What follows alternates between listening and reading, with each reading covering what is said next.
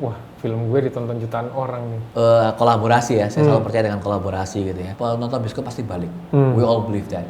9 film tembus 1 juta penonton gitu kan. Terlalu banyak job jadi kita harus tunda tahun depan. Kita seneng banget denger terlalu banyak job gitu ya. Keren. Hi everyone, welcome to IdeaWorks Make Impact, where we dig deeper inside the mind of creators and the becoming of their impact. With the host, Arianto Bigman, Managing Director of IdeaWorks. And today we are honored to have Mr. Robert Roddy, a 2-time nominated filmmaker at Film Festival Indonesia, a producer, writer, director, and CEO of Paragon Pictures. Oke bro, thank you banget udah jauh-jauh kesini. Sama-sama. Macet nggak macet? Macet, udah macet, hujan, jam orang pulang kantor. Iya, waduh. Selain kesibukan menyetir gitu ya, macet-macetan, apa aja nih yang lagi dikerjain nih di Paragon? Sendiri. Ada satu film lebar, film horor kita yang judulnya Sangat Serem Kalian Pantas Mati. Waduh, kalian pantas mati.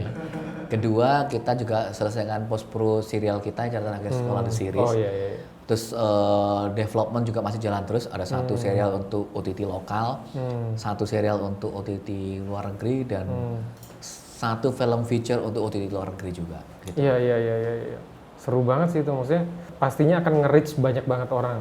Lo kan punya segudang ini nih bro, apa ya, film-film yang ditonton oleh jutaan orang. Ya, boleh sebutin beberapa nggak? Belum terlalu banyak lah, tapi ya karena juga kolaborasi ya, saya selalu percaya dengan kolaborasi gitu ya. Nah rasanya gimana tuh? Wah film gue ditonton jutaan orang nih.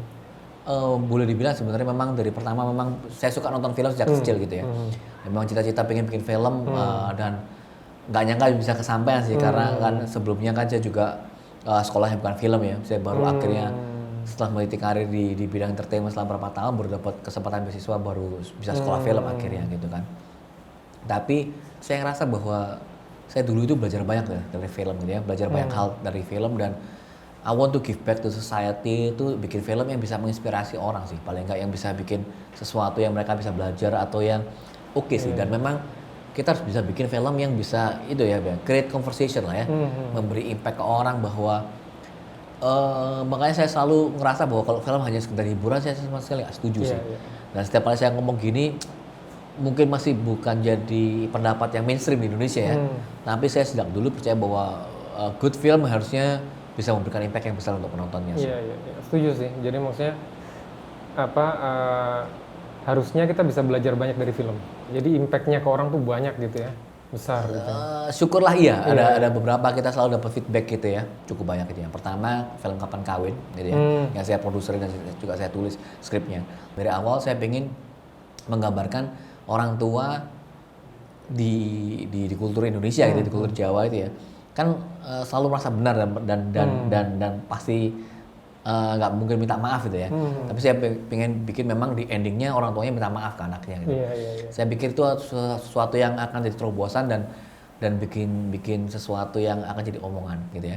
Banyak sekali orang reaching out ke saya lewat pet, Twitter, apa segala macam, Facebook segala macam, bahwa film meskipun dengan kemasan nggak serius lah gitu, romantic comedy gitu, bukan film berat gitu ya, tapi berhasil menciptakan dialog antar generasi. Dan saya pikir itu salah satu achievement ya buat kita filmmaker, bahwa apa yang memang kita pengen sampaikan ternyata nyampe ke penonton.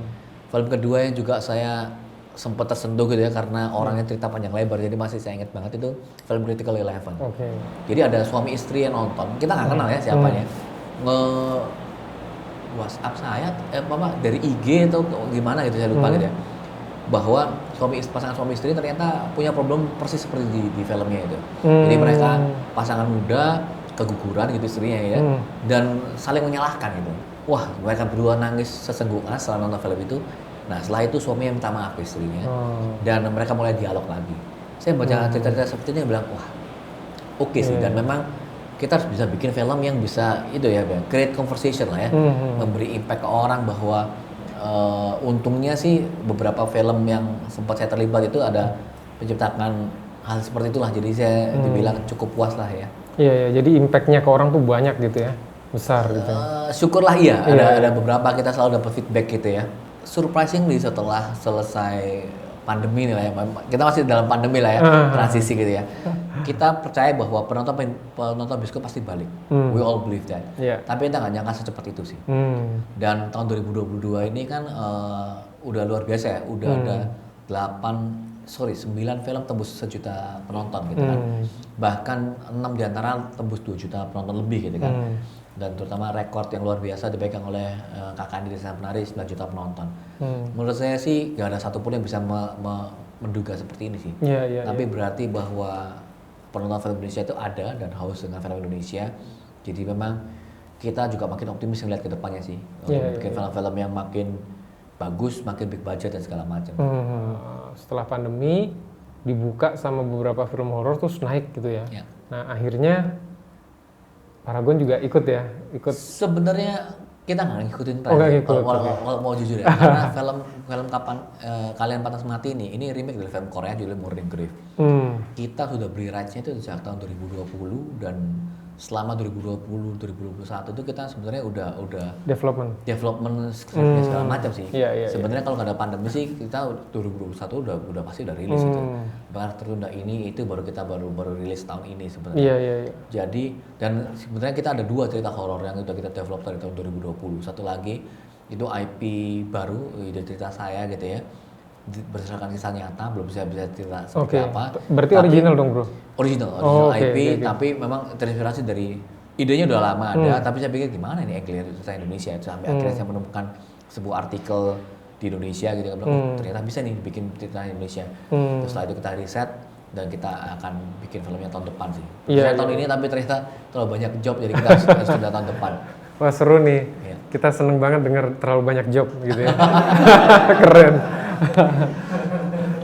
Tapi anyway dari ini ya, maksudnya karena ada banyak job dan apa segala macam itu kan flow produksi itu pastinya mesti di consider ya gitu loh. As a producer gitu ada hal-hal apa sih di flow of production gitu yang mungkin dilihat terus ini kayaknya mesti dibenerin nih ini gitu loh. Terus akhirnya dilakuin di Paragon. Mungkin salah satu yang paling penting di Paragon ya, kita percaya dengan story sih. Kita selalu percaya bahwa story itu paling penting dan makanya kita selalu take time untuk development gitu ya. Bahwa banyak sekali hal itu muncul problem di lapangan udah pastilah ya gitu ya. Tapi paling nggak kita dari awal udah tahu bahwa ceritanya seperti ini dan ini kira-kira tantangannya seperti apa aja. Dan kita sih gak ragu-ragu kita untuk cut down di script. Ini yang paling penting sih mungkin ya. Daripada cut down di tempat editing. Oh, jadi cut down-nya di script malah di depan. Benar. Jadi setelah kita misalnya kita cuma punya budget segini nih, kita cuma punya shooting day segini gitu ya, dengan segala macam terbatasan yang ada, apa yang kita lakukan gitu kan? Karena kadang-kadang gini, kita paksain syuting semua terus akhirnya kita buang materi banyak di editing. Pertama nggak efektif karena apa? Kita spend juga ya. Cost udah syuting banyak banget gitu ya. Terus kedua juga kita akhirnya jadi buang-buang energi untuk hal yang nggak perlu sih. Jadi udah pasti harus dipotong, susah buang budget dan segala macam. Gitu sih. Ya, kadang-kadang itu hurdle-nya kan di production crew tuh, waduh, gue udah susah banget nih ya kan, syuting ini terus kadang-kadang potong akhirnya lagi. itu kita sayang potong adegan, padahal itu justru akan merugikan filmnya sendiri sih. Iya. Tapi anyway ini apa namanya? Tadi sempat dibilang juga salah satunya ADC2 kan. Iya. Yang kita tahu tuh Mbak Mira itu kan bikin satu gitu ya, terus that's it gitu. Nah, kok bisa ada ADC2 itu gimana tuh? Rahasianya apa tuh? Cukup panjang sih ya, maksudnya kita ngobrol, saya masih ingat banget itu saya minta ketemu dengan Mbak Mira karena saya baru rilis film yang Kapan Kawin itu ya, meskipun semua memuji gitu segala macam, angka penontonnya kan nggak terlalu mengembirakan gitu ya. Nah saya pingin curhat nih ngobrol dengan Mbak Mira, waktu itu Mbak Mira juga baru aja rilis film Perangkat Tongkat Emas gitu kan, bilang oke lah ngobrol. Nah setelah ngobrol itu kita sepakat bahwa harus merevamp film Indonesia, industri film Indonesia lagi sih untuk itu, jadi perlu kayak lonjakan yang besar gitu. Dan waktu itu Mbak Mira akhirnya sepakat oke deh kita bikin lagi Ada Pandangan Cinta. Padahal waktu itu kan sempat ada keraguan dari Miles Film untuk bikin sequel gitu kan. Mas Riri juga waktu itu ada keraguan, tapi setelah ngobrol itu sepakat, namanya juga bilang boleh lah Pak, saya juga ikutan. Nah, akhirnya diizinkan. Seru. Dan memang benar ya, ini saya sering sekali ngomong di berbagai event gitu ya. Mbak Mira dan Miles Filmnya sih salah satu yang paling berjasa di film Indonesia. Dulu waktu tahun 2000-an dengan 2 filmnya Petualangan Sherina dan Ada Benang Cinta pertama itu benar-benar memberikan lonjakan ke film Indonesia supaya jadi bangkit lagi gitu. Dan di tahun 2016 itu dengan Ada Benang Cinta 2, setelah itu industri film Indonesia benar-benar menanjak sih. Jadi sekali lagi kita semua filmmaker dan pelaku industri Indonesia sih harus berterima kasih dengan Mbak Mira sih. Iya. Bro, nanya nih, kalau film yang istilahnya punya impact terhadap diri sendiri gitu ya, sampai mutusin, wah gue mau jadi filmmaker nih gitu. Nah, ada nggak beberapa film nih yang impactnya tuh? Banyak sih, karena saya pilih dua deh. Karena saya dari kecil itu saya nonton film apa aja saya tonton gitu ya. Jadi orang tua saya juga suka banget nonton film gitu ya. Jadi dari kecil saya nonton film yang sebenarnya belum boleh nonton pun saya dari kecil saya sudah nonton gitu. Tapi mungkin yang benar-benar akhirnya saya yakin wah berarti memang harus bikin film nih gitu ya. Itu ada 2 film sih mungkin sih, dan dua-duanya drama. Satu Jerry Maguire, tahu Tom Cruise itu ya.